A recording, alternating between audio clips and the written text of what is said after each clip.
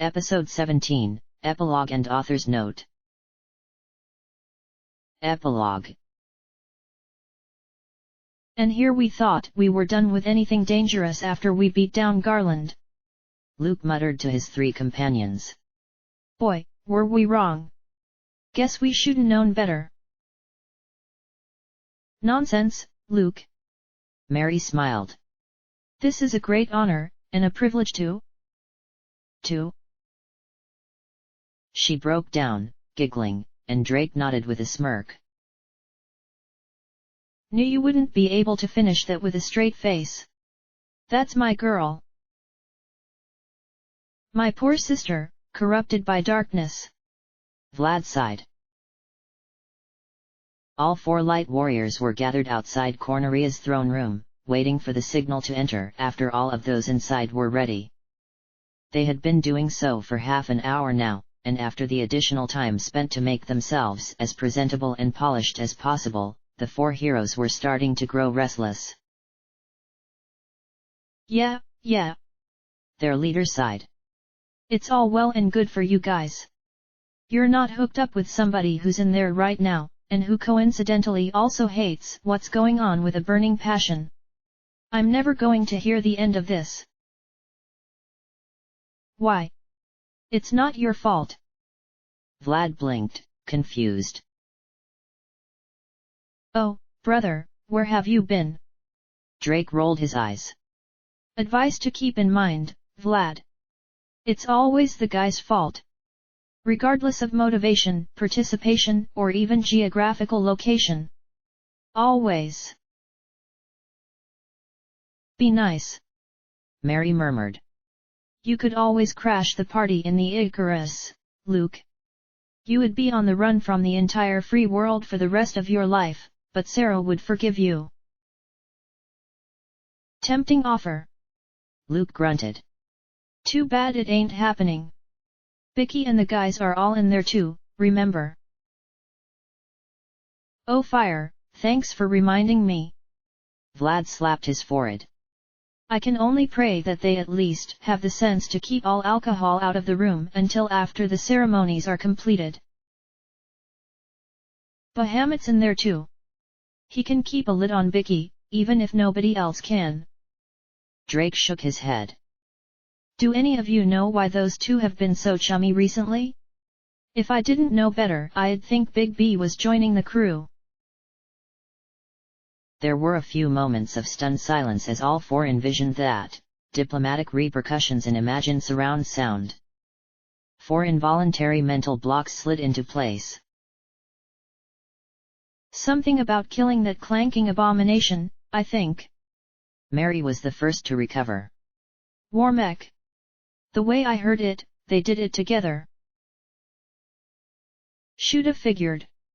Luke nodded sagely. Nothing says male bonding like killing something. This is why all groups of heroes need at least one female. The White Wizard sighed. Further discussion was cut off as the doors to the Grand Hall finally swung open. Immediately lining up, the Light Warriors walked through, and were greeted by an ear-shattering cavalcade of cheers. My glorious champions! King Mark of Corneria greeted them theatrically. Lined up on his sides were the 7 kings, 1 high priestess, 1 elder, and 1 grand foreman that made up the rulership of the rest of the world. Through a newly opened window, Bahamut's head loomed over them, completing the tableau. Enter, light warriors, and be welcome. All who have gathered here owe you beyond all imagining. Thanks to your efforts, the world is safe from the fiends and the Chaos Knight both, now and forever. It was our job, and our honor. Luke bowed modestly, and the other 3 followed suit. We are not worthy. Such humility, but worthiness is one thing you have in spades. King Mark smiled. That, and rewards. We have all conferred, and decided that nothing shall be denied to you, throughout all the kingdoms of the world. Ask for it, and it shall be yours. Well. Drake coughed. It seems to me that we've got quite an opportunity here, with everybody gathered in one place. An opportunity we shouldn't waste. It's one thing to put a stop to what's tearing the world apart. To actually put it back together, though, that's a lot harder. What Drake's trying to say, sirs, is that we'd like this spirit of unity to continue, if possible. Luke clarified. Without the fiends, there are elements in all of our cultures who've gotta be looking to find new enemies, new wars to fight. We need to put a stop to that right away. If we let things get out of hand, we'll replace the fiends ourselves, and everything the four of us did will be meaningless. The fiends were not the only evil in the world. The newly crowned king of Elfland mused. My land in particular saw a man who, while far less powerful, was just as twisted and cruel. Exactly. Drake nodded. We'd like it if the world's governments started up an alliance right off the bat, to help each other out instead of thinking about wars. To start with, I believe Lefane is in need of rebuilding. With Tiamat gone, they can finally do so. Maybe if everybody else helped, that would set the right example. It shall be done. King Mark nodded firmly. I pledge Corneria to this goal, and all of her strength. And I Elfland. The Elf King agreed.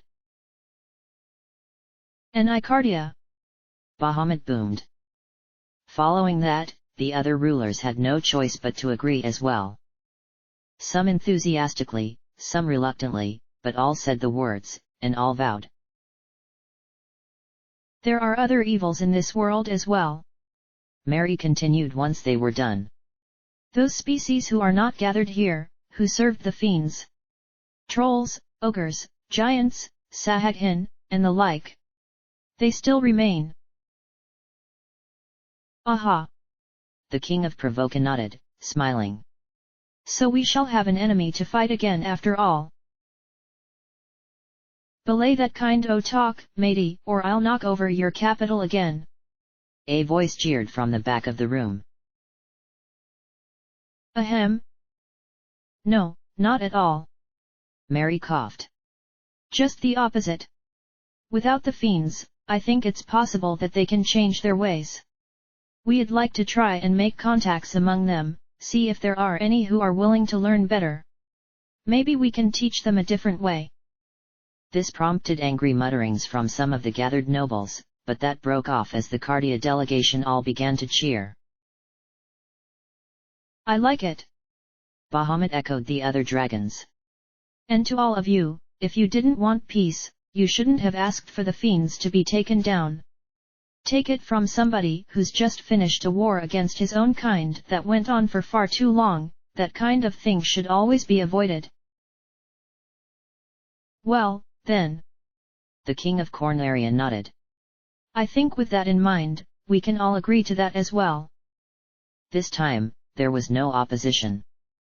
I take it you all have specific roles in mind with these undertakings. Me and Mary were kind of figuring on kicking off the efforts to communicate with the baddies. Drake agreed. Gotta do something with our time, after all. So we'd like everybody's permits to have the run of your turfs, and do whatever we can to bring this all about. No uproars if we bring a couple nervous-looking Sahaghin into Onrak City one day to have a few drinks and meet the royal family, that sort of thing. I think we can pull it off, but let's be frank, only if you all play fair with this. If we hear that this program breaks down because somebody on our side was playing silly buggers, well, we're not going to be happy. Somewhere along the line you changed that from asking for a reward to making a threat. Mary noted. Did I? The elf shrugged. Silly me. My own request is not quite so blatant. Vlad spoke for the first time since entering the throne room. If we're going to be repairing the world, magic could play a very helpful role, but only if we do it right. With that in mind, I was thinking of compiling an archive and place of study from all of the different countries and peoples, that mages from all over the world could come to in order to learn and contribute. 5 gold says it's right next to Gurgu. The anonymous heckler in the back of the crowd yelled again. Ahem.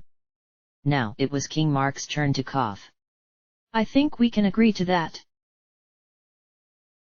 With that in mind, I wish to ask for some pardons for a few people who would be interested in helping me start.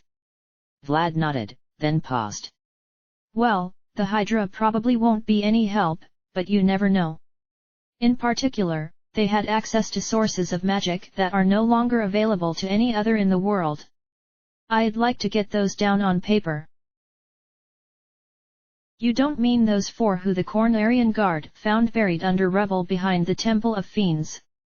The King of Melman sputtered. You can't seriously expect us to let off servants of the Fiends. And you're a fool if you're actually trusting them. I never said I trusted them. Vlad responded with a cold smirk. I believe I am quite capable of associating closely with people without doing that.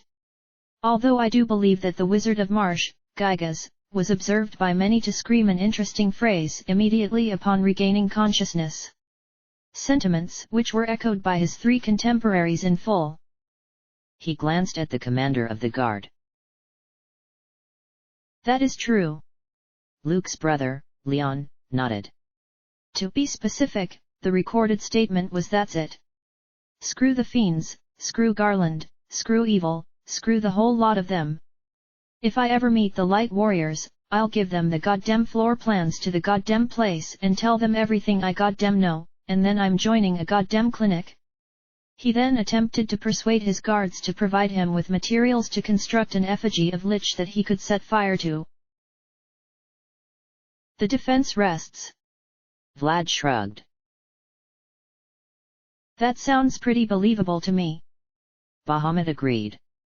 And it would set a good precedent for getting along with species we were formerly at war with. Oh, all right. The King of Crescent Lake grumbled. Full pardons for the lot of them, although you'll probably want to keep the one named Carlton out of our local sage's sight. Suggestion noted. Vlad agreed. While we're on the subject of pardons, I believe there's another man here who belongs with these 4. King Mark suddenly smiled. Bicky the pirate, please step forward. After some muttering, the pirate captain somewhat hesitantly walked out of the crowd. Ah, yes, Your Honor. Your Majesty. Bicky muttered, looking out of place despite his best efforts at dressing respectable, even braiding his beard for some unknown reason. Bicky the pirate, you are an unaccountable rogue, wanted throughout all kingdoms of the world save Merlish and Cardia for crimes beyond counting. King Mark informed him solemnly. However, more recently, you have aided and assisted these 4 heroes in all things, facilitating their salvation of the world greatly. For this, we have agreed, you are a hero as well, Bicky, and all your crew. Your crimes are forgiven. A full pardon, for all past offenses no matter how great, to you and all of your crew. Arg, never thought I'd hear those words till I was standin' at the gates o' the afterlife. Bicky crowed, backflipping theatrically and bowing. We be honored, Your Majesties. With that in mind, we would appreciate it if you continued to maintain your current motives. The Elf King added. As he said, it's a pardon for all past crimes. The future is up to you. Don't get caught, got it? Bicky winked. Don't cha worry, fellas. We'll play almost straight from now on, you got Bicky's word on that. And if any you ever need somebody taken care of that you can't execute official like, for politics or somethin', ya all know who to call for dirty deeds done dirt cheap. Don't worry, folks.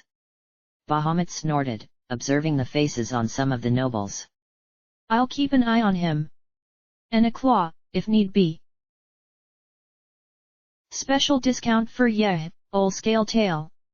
Bicky replied. That just leaves me. Luke cut that off. Well, to start with, I was thinking of supervising the effort in Lefane. However, before that, there's something I need to ask of you directly, my king. He looked at the Cornarian monarch, who nodded slowly. I believe I already know. Sir Luke, hero of Cornaria. With her permission, I would bestow my younger daughter's hand in marriage upon you. All eyes went to the Princess of Cornaria, who had maintained her stately image throughout the proceedings without a word. Now, she spoke the formalities, only a slight trace in her eyes showing how much she hated doing so. I would be pleased to accept, Sir Luke. However, I must ask as to your intentions upon leaving the country shortly after. She trailed off, eyes widening as she realized the meaning. Yeah. Luke nodded, dropping to one knee. Come with me, Sarah. Stay with me. Please. Don't make me leave you again. I accept. The princess stated simply, eyes now shining with the opposite of their previous emotion, and the room was once more filled with cheering. Then it shall be done. King Mark declared. All boons granted, all wishes fulfilled, and we shall continue to bend all efforts towards the goals expressed. Let the world be repaired, and let all gathered here swear to this. It shall be done. Bahamut roared. It shall be done. The other rulers echoed. And the light warriors looked around them, and were content with their work.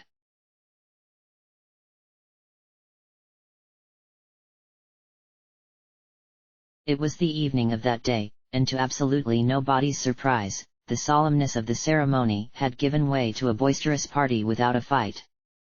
Men and women from all 12 kingdoms danced and sang and drank side by side, all through the streets of Cornaria city.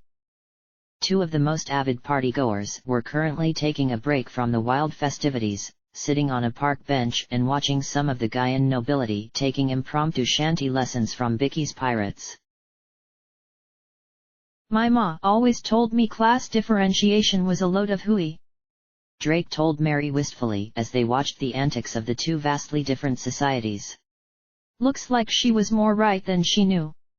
Think everybody would be able to get along this way if they just knew how to try. I'm sure of it. Mary agreed, then paused, her acquired streak of cynicism from her adventures refusing to let her leave it at that.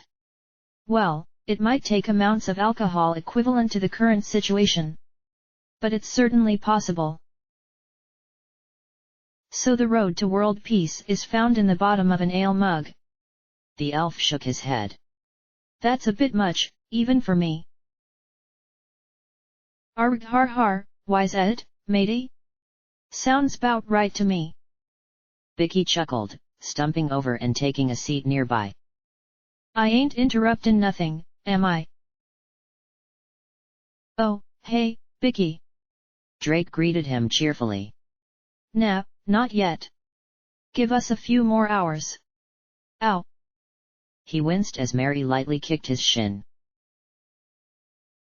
We're fine, Bicky. The White Wizard smiled as well. What happened to the fireworks? I thought you were going to go set off that stash you had collected. Obama took 'em off of me hands.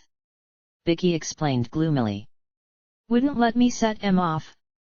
Something 'bout levelin' the entire city. What a spoil sport, mateys. Leveling the city? Bicky. Drake coughed. Where did you get these fireworks, again? I told ya, looted 'em from that flash bastard Warmech. Bicky shook his head disconsolately. Scaletail was there to bring 'em down too, y'd think he'd get it about spoils o' war. A dem shame, lads, a dem shame. Life's hard sometimes. Mary nodded sympathetically. I'm sure there's more explosives on the Icarus somewhere. Yeah, probably. Bicky nodded, brightening up. Speakin' of which, we still leavin' tomorrow on that baby like we planned. As far as I know. Drake agreed. We'll come back for Luke and Sarah's wedding, I guess, but the sooner we get people started on this project the better. Have you thought about where you want to go to get the work done? Shipyards Onrak are the best in the world. Provoca are the only ones who can almost match em, and those folks probably still ain't too keen on me. Vicky nodded. The ladies back there know some folks in the right places. We can get the work started soon as we touch in. Right, and the two of us can find some folks who are willing to come along. Drake began ticking numbers of his fingers. We've got humans, an elf and a robot already. Did you try and talk that one dragon from your city into joining up? Vicky nodded. He ain't agreein' yet, but he will once Diane and Denise tell their ma they're comin' along. Always wanted to show the girls the world, and if this ain't the right time, nothin' is. He paused. Oh, got another recruit when we picked up the guy in nobility, by the way. Oh. Mary blinked. The only other member of Gaia who came here aside from the nobles and my parents was. Her eyes widened. Senna? The fairy. Vicky chortled. And who am I to say no to someone like that? Right, that's a dragon, merfolk, and even a fairy too. Drake nodded. That just leaves a dwarf or two. We'll stop by the old cave and see if any of the old boys fancy some terms on the high seas. A couple of them have taken a few years with us before. Vicky shrugged. No problem. Then once the ship's completed, we'll be on our way. The biggest ship in the world, with a crew of every species around on our side. Mary shook her head. I'll give you boys this, when you dream big. If that doesn't convince the people we're going to be trying to talk to that we don't care what they are if they want to be friendly, nothing will. Drake grinned, looking up at the star-filled sky. We'll let the governments and whatever help with furthering connections once they're made, of course, but the first move's gotta be made by us. They'll just screw it up otherwise. I never was much for retirement anyways. Vicky shrugged. We'll give the Icarus back to Lefane once it's ready. We've had some good times with the bird, but the sea's the place for us at the end it all. And then, adventure'll call us again, just like it always does. He stood up. Well, I'll leave ya two to that few more hours business. Time to see about the rest o' those kabooms ya were suggestin'. Be seein' ya when it's time to go tomorrow. He walked off, and Drake glanced back at Mary. You okay with this? I think it's the best way to start things off, but if you've got doubts. No, I think you're on the right track. Mary agreed. Making contacts with people like Sahaghin and ogres can't be done with strictly law-abiding official types to start with. It's got to be somebody they can find something in common with, and pirates certainly fit that criteria. Besides, they're good people. She paused. Now, anyways. Yeah, might not want to go too far into a past criminal record that's being wiped out anyways. Drake agreed. And you're okay with keeping up the vagabond lifestyle too? Of course. The White Wizard assured him. We've talked about this before, remember? After being cooped up in Gaia City for all those years, seeing the world outside never gets old for me. Frankly, I don't think I could settle down in one place if I tried. I don't know how my brother's going to be able to stand it, even in somewhere as nice as Crescent Lake. She paused. No, wait, actually I do know. Haha. Drake grinned. Might not wanna let him hear you talking like that, or else he'll start muttering something about even you turning on him. But yeah, I get where you're coming from. It's the same as me after all those years on Elfland City's streets. We were made for each other. He looked up at the starry night sky. Worlds bigger than either of us ever imagined when we were younger. Let's go out, and see it all again, and again, and again. There'll always be something more. There always is. Mary agreed. Side by side, the thief and the white wizard remained in the heart of the party, and were joyous.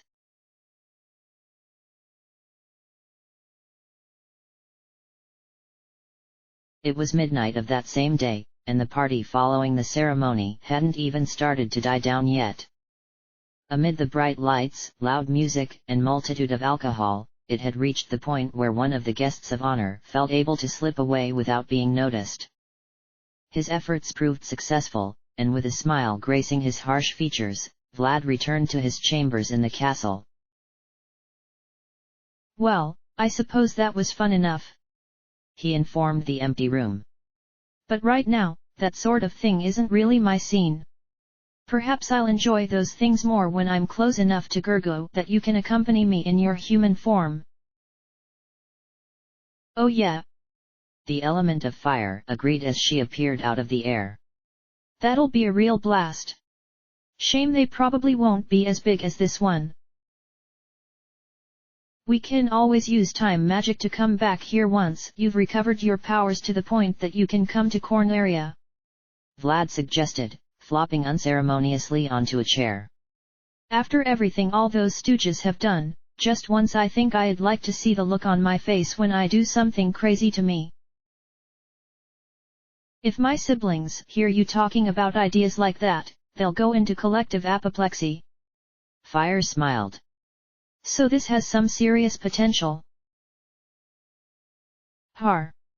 The black wizard chuckled. We can talk about that later, I think. For now, though, could we talk about some other things? Oh.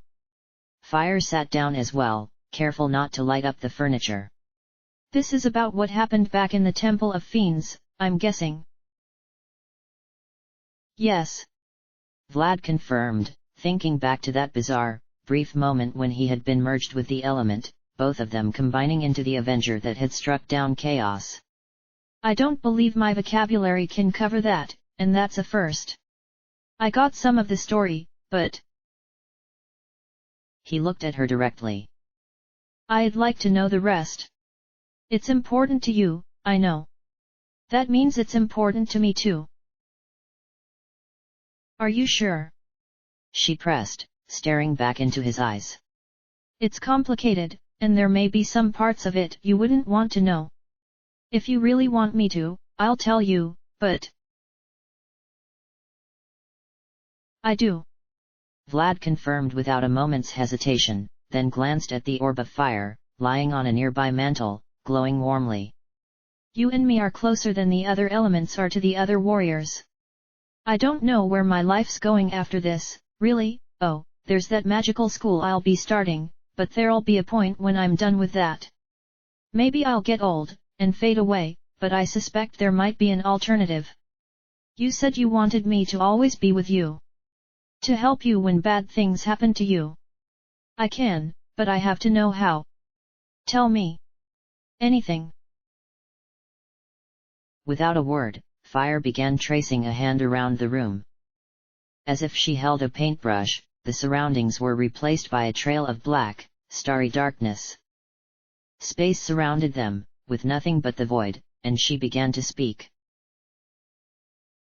In the beginning, there was nothing but chaos. She spoke, and a face appeared in the darkness, inscrutable, undefined, a face without any identifying detail at all. For a time, chaos was alone, but eventually even chaos became lonely. And so, it created companions. 4 more faces appeared, just as strange and unworldly, but of bright colors instead of the blackness that made up the first. Brown, red, indigo, yellow. Earth, fire, water, air. We came into creation with consciousnesses and wills of our own. And that was where it went wrong for chaos, because we were beings of order. And we weren't satisfied with the universe as it was. We needed more. The world. Vlad realized as the four faces all turned to a rapidly appearing sphere of the elements, growing and changing. You made the world. This one was the first. Fire agreed as the world took shape, becoming more than just the raw elements, turning to the familiar continents and oceans. We started here. But more came, later. Other worlds began to grow in the endless stars, each one somewhat alike and yet different in many ways. Looking from one to another, Vlad saw flashes of each. An empire that spread out to conquer all within sight. A world with a moon so close that the satellite grew its own civilization. A place divided between dimensions, one for humans and one for magic. An industrial company, changing and altering the natural way to something mechanical, man-made. A tropical paradise of islands, where water was everything, sport and life and even God. All these worlds out there, different? Vlad murmured. I never would have guessed. I thought this was all there was. That's how most people think. Fire agreed. All of them, really. Except for us, and of course Chaos, who was not happy with what we had created. The first, dark face changed to anger, to rage. It was too much order. We had gone too far, but we refused to back down, to unmake the worlds we loved so much.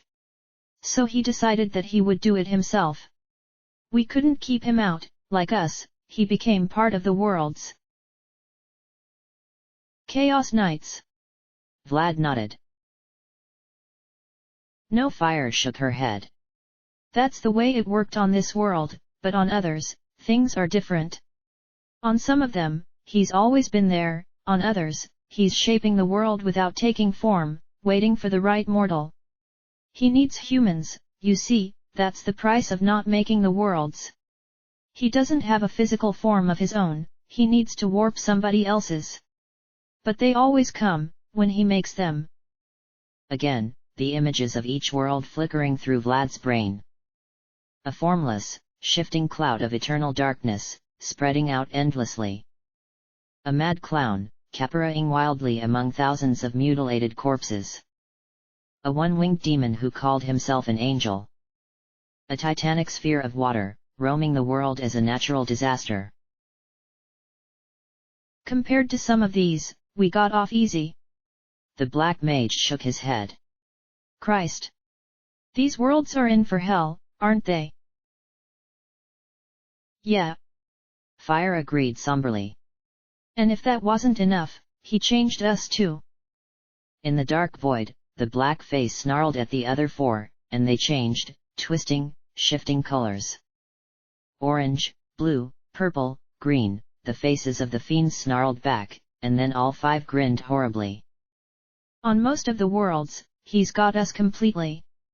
This one was actually the one on which we remained the strongest, since it was first, keeping control even some of the time. On the others, the me that's there, it's worse. Flashing images, one by one. A roaring, twin-headed dragon that bled lava and breathed ash. A tall, demonic man in a violet cloak. A carry-like cobra woman, body bound into the hood. The others are all the same. So you decided to make a stand here? Vlad guessed. Where you still could. Exactly. Fire looked pleased at his understanding. We knew it was possible. If Chaos was slain when he was in the full force of his power, he would be cast out from this world, unable to return. So we wrote a prophecy, and created heroes, to fight the greatest and most dangerous battle of all. We said you were meant to kill the fiends, but that was just a means to the end of forcing Chaos' hand, and making you strong enough to remove him once he had. It took time, and effort, and more risks than I care to remember, but in the end it all worked. Chaos is gone forever from this world, and with him, so are the fiends. So one world, at least, is safe now. The black wizard looked among the cosmos. And the others? What of them? The precedent has been set. If one world can be recovered, so can the others. Fire explained confidently. On those worlds, like this one, heroes will eventually come, and they will challenge chaos in whatever form he takes to attempt destruction of that world. You four started it, and the other worlds will follow. And I will watch from here, as the worlds free themselves one by one, and aid them once they are in any way I can. Then I will do so as well. Vlad decided. However long it takes, I don't really care. I'll stay here with you, and when you go to those worlds I will too, and we'll watch the heroes defeat chaos again and again. As long as you have work to do, I'll be there to help you with it. Tomorrow, we start with this world, and after it, well. He smiled. Just tell me what to do. Anything. Everything. I'll be there. Together and alone, the Black Wizard and the element drifted through the sea of stars, and were content.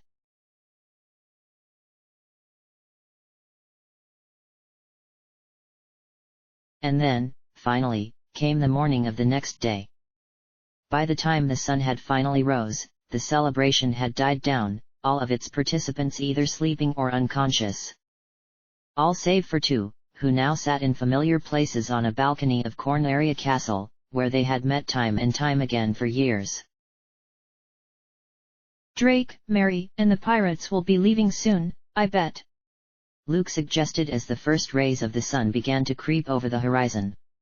They'll want to be well underway before many other people come to. Small chance of that, with how much most of them drank last night. Sarah shook her head in mirth. What was that huge pirate's name? Mr. Smith. Smite. Luke corrected. Mr. Smite. Yes. Seeing him waltzing with that stuffy, pompous toad, Duchess Malian. Sarah's shoulders shook with the effort of not bursting out in loud laughter. That's something I'll never forget for the rest of my life. How about seeing the look on her face when she wakes up and realizes what she was doing? Luke suggested. I think that's her under the tree down in the garden, isn't it?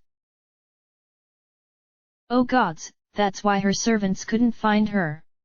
Sarah covered her mouth quickly and didn't remove her hands until the shaking had subsided. If she ever tells me I'm not behaving like a proper lady again, I'll have her. Well, that probably ain't going to be too likely. Luke shrugged. By the time she recovers, with luck we'll be out of here. Telephane. Sarah agreed, looking wistfully out over the horizon. The Yanakurum Desert. What's it like? Hot. Cold. Sandy. Monsters. Luke shrugged. Once you've killed one sandworm, you've killed them all. So I just need to able to kill a sandworm, and I'll be fine. Sarah replied dryly. Oh, good. I should be able to manage that, no problem. Oh, yeah. Luke scratched the back of his head. Sorta forget about that sometimes. Sweet, but not very practical. The princess tapped her foot thoughtfully. The Dragon King, Bahamut, he was your master for some time, right? Think he could be talked into teaching me a few things. That might work, yeah. Luke agreed. I'm sure something can be worked out. Good. Sarah smiled, ruffling his hair fondly. You may have gotten ahead of me in swordplay for now, bucko, but I'll be on your trail soon. Count on it. Wouldn't have it any other way. Luke leaned back in his chair, eyes fixed on the sunrise.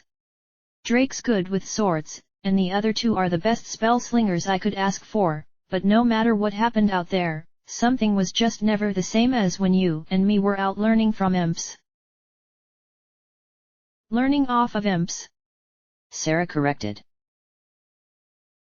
Right, right. The knight muttered, then pressed on. Anyways, we've got plenty of swords now that our world's above standard issue. There'll be one you like the feel of, and then I'm sure we can persuade Bahamut to work with you. He owes me a few favors, I think. Having him stick around will keep the nobility terrified, you realize. Sarah pointed out with a smirk. That too. Luke admitted. Then we'll get married, head off to Lefane, and we'll never come back to this city unless you want to. Well, I will want to see my family on occasion. You will too, of course. But aside from that, yes, I think I could do well without seeing much of this place for a long time. Sarah shook her head. It's a good thing I'm the younger daughter. If I was the elder, you would have to be the next king, and me the queen. That right there would be the point at which it became a good thing to be well acquainted with a band of notorious pirates. Luke winced at the mental imagery. Ah well, way things are we don't have to go that far. It's good enough to be workin' for the best of the world. That's what I've always wanted to do, you know. Sarah smiled, leaning her head against his shoulder. Work for the actual best of the world, beyond all the nonsense and rules about royalty and nobility. Work for what's actually important. And now, I'll be able to. We both will. Luke kissed her.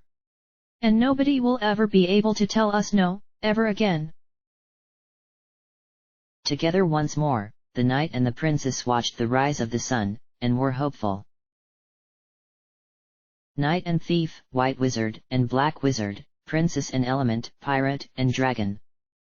Those who had shaped the world and saved the world watched as it awakened around them, in all its beauty and glory, and were satisfied with the work they had done. And the world changed, and grew, and lived once more around them, as the four orbs of light shone once more, now and forever. Author's note. Once, the Temple of Fiends had been a derelict place, abandoned and collapsed upon itself like a rotting fruit. Shrunken stubs of towers, windows covered and broken, the shining white marble faded down to a dull, diseased grey. Once. Now, the Temple of Elements was a wondrous place once more. A perfectly square, white marble building with four cornered towers, each one dedicated to one of the temple's masters, bright and shining from the many windows that allowed the sun's light to smile upon the temple's interior. The people had not yet returned, old habits died hard, but in time they would. For now, though, the temple's four occupants were content with their solitude as they looked upon the job they had done and were pleased. Well, that's a wrap, looks like. Earth clapped his hands. I think we did pretty good, all things considered, with the material we had to work with. They did pretty good, you mean? Fire corrected. I'm the one who got the most screen time out of us, and even I was in the background for almost the entire thing. Yeah, get more done that way. Water shrugged, then cocked an eyebrow at his other sister, who was gloomily shifting through a pile of mail. What's wrong? I'm guessing that's about the cleanup, but so far as I can tell, he didn't even have any of his own characters in here this time that did much. Mr. Smite was about as close as it gets. I'll have to watch him bug Bicky's crew. Should be fun. That's the thing, brother. Air sighed, throwing the mail over her shoulder. In case you've forgotten, we weren't exactly in the game either. Doesn't matter that we make logical sense. Ah geez, I knew it was too early to celebrate. Fire smacked her forehead. Right, I won't even bother with the obvious asking of when he'll be here. Get in here, you, and let's get this over with. Ha ha. You people are starting to catch on. The man standing in the temple's doorway chuckled as he walked in. A tall, pale man clad in black wizard's robes, his blue hair and sunglasses were oddly matched. Although I still don't get why you all seem to find my presence so offensive. Look at it like a metaphor. Earth suggested. You need to break down the fourth wall for this, and we get to be the battering rams. Head first. You know, that almost makes sense until you actually start thinking about it. The weird man commented, dumping a briefcase on the central altar and popping it open. Actually, that fits most of my logic, so I can't complain. Just get to work. Water growled. Put the dem bold letters up already, and don't go forgetting 'em here when you're done. Don't worry. Learned my lesson about that when Aghanim's daughter spiked them into my spinal column last time. The stranger snapped his fingers. Use thank legalities and... That doesn't look quite right. He frowned up at the hanging letters. It'll do. Fire assured him. You should see some of the patch jobs we've had to do around here some days. Really? The weird man glanced at her. Quiet. Air snapped at her. Nothing, sir. Please, continue your work. Don't mind me. If you say so. The stranger turned back to his work, and all four elements smiled in relief. I'll just let internal security investigate it directly, then. The smiles disappeared. Okay then. Legal shite as usual. Final Fantasy is copyright Square and I make no claims as to the series, game, yada yada yada. I don't want any trouble. And neither had anybody else who even thinks of posting this somewhere else and claiming it as their own, hint hint. Right, next. Thank yous. He glanced out a window. All right, get in here. Not again. Air groaned as the window swung open, remarkable considering the lack of a hinge, and a grey-cloaked and hooded man dropped in. Sahasrara told me about this. What's next? The third brother showing up too. Nah, he stays pretty well clear of this crap. The second man shook his head. So far, anyways. And I'm not even going to bother pointing out everything that's wrong with that title. What did I tell you about WUIs? Hey, I'm not drunk. Yet. The first man defended himself. It just came out like that. Yeah, whatever. The other man snorted. Anyways, for those of you who don't know, I'm this clown's editor, primarily spell checker, since the automated one's about as useful as an umbrella in a rain of Mack trucks. Were it not for me, his stuff would probably read a lot worse. At least I think he's improving from earlier. Alright, enough. The first man grumbled.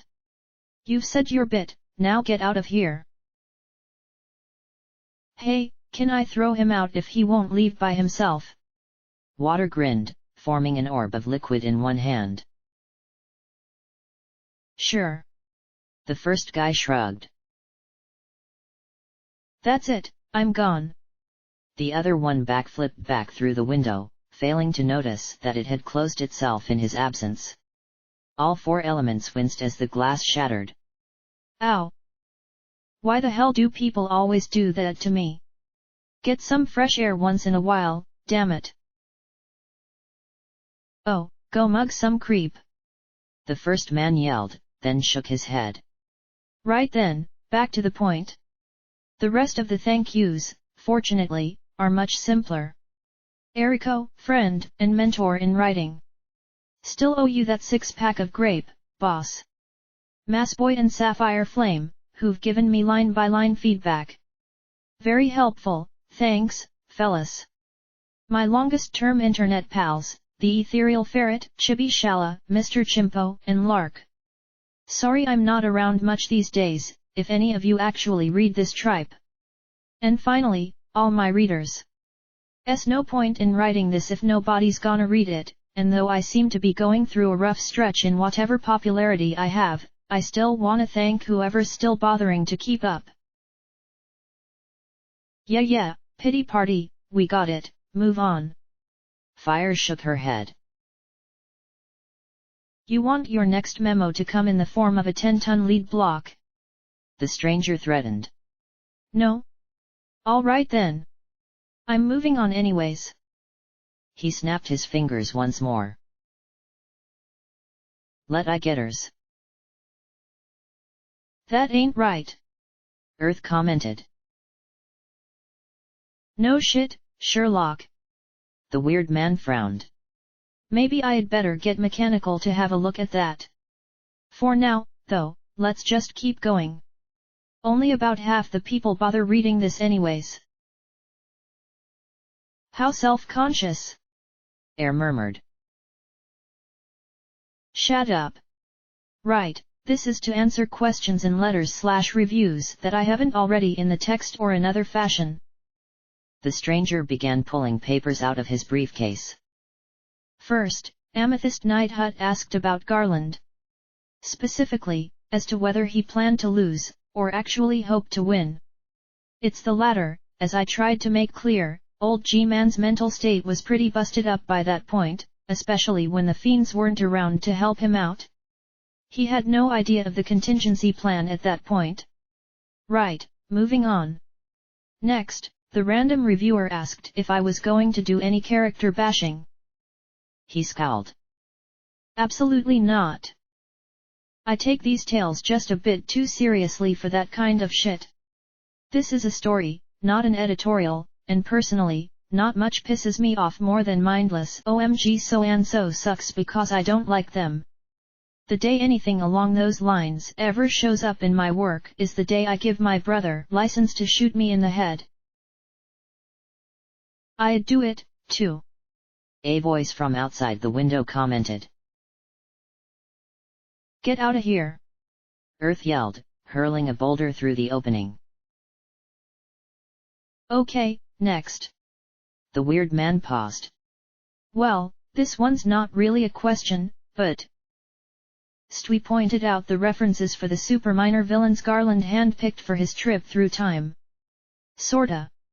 While Miria was indeed in Breath of Fire 3, I actually had her role in Breath of Fire 1 in mind. See, that way they're all SNES Golden Age RPGs. You are such a nerd. Fire shook her head. But I'm hooked up with Vlad, so I guess I can't talk. Exactly. Quiet. The stranger packed the letters back in his briefcase. Right, that's it for that. Last section, ho. Blah blah blah. Yeah, definitely gotta talk to Mechanical about that. The weird man muttered. Well, anyways. This time, I'm gonna try something different. Specifically, I'm gonna ask all of you who are still reading this for a favor. Details in reviews. I want to keep getting better, and there's only one way to do this, figure out what I'm good at, and what I'm not. Does Drake need a 6-month crash course in comedy clubs? Do my fight scenes come off worse than Dragon Ball Z? Is the romance so embarrassingly bad that I'll need to read stuff specifically about that to get it right? He shuddered, then straightened up. If I want to be published someday, I need to know what to work on. So if you really enjoyed this, please, help me out a little. I appreciate it, I really do. I think they get the point already. Earth noted mildly. Was there anything else?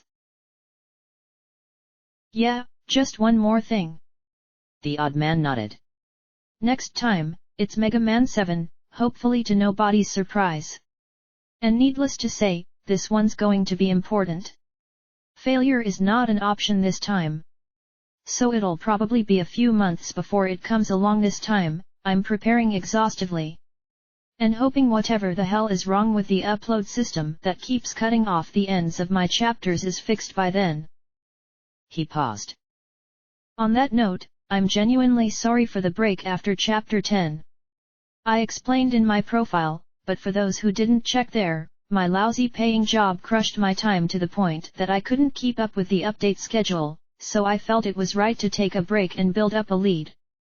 And even with that lead, it ended up awfully close at the time I'm writing this, the end goes live in one day.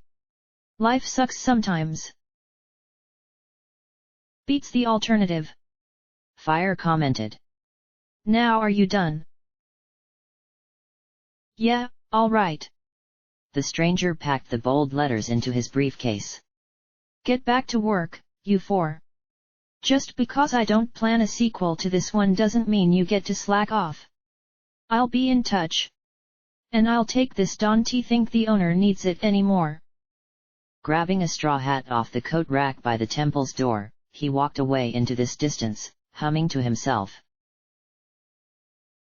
Magus 523, May 5, 2007.